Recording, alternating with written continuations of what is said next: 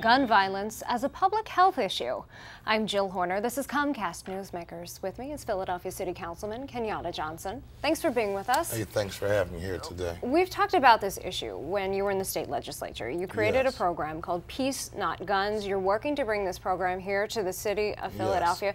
You're talking about it in terms of not only a public policy issue and a safety issue, but you say gun violence is also a public health issue. How so? That's correct. Well, once I arrived in the City Council, I put together the Peace Not Guns Task Force. It's a partnership with the School District of Philadelphia, the District Attorney's Office, Family Court, as well as Department of Human Services. And we have a total of 20 nonprofit community organizations where we meet once a month in City Hall to come up with a comprehensive strategy to address the issue of youth gun violence. When you look at the issue of youth gun violence right now, we're at more than 280 murders in the city of Philadelphia.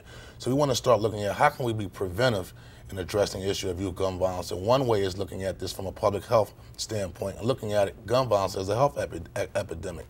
And so we're going to be working with members of the trauma unit from Temple University, as well as professors from Drexel University. They have a roundtable discussion on how do we start looking at this as a public health epidemic.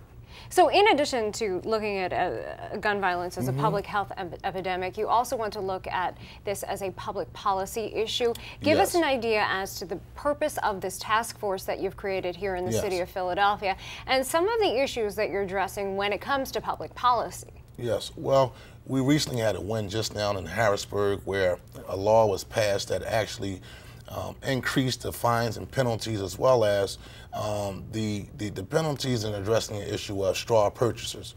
That's basically when a person goes into the store, buys a gun, and sells that gun on the street. So now you will receive a mandatory 5 to 10 years if you are caught the second time being a straw purchaser. So from a public policy standpoint, we want to make sure that we get illegal guns off the street. I'm a firm believer that there are no gun factories in Point Breeze or Richard Island, and so from a policy standpoint, our focus is stopping the flow of illegal guns throughout the city of Philadelphia. In addition to that, you mentioned that as part of this task force, you have 20 nonprofit organizations. Yes. The idea behind that being that you want to work with organizations that really have their finger on the pulse of what's going on in local communities. Yes, well, they're on the ground every day. And so I call them the unsung heroes because they're out there addressing the issue of youth gun violence through mentoring programs, after school programs.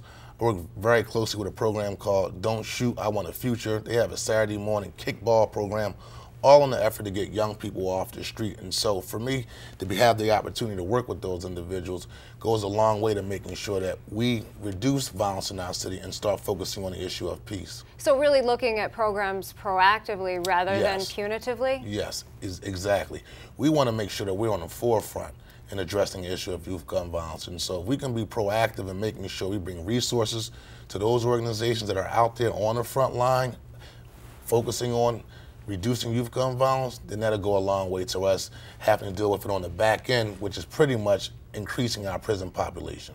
And we just have a short time left, but you mentioned all of these different people who are involved in the task force. Why is it important to have all of these stakeholders sitting at the same table? Because one person can't do it alone.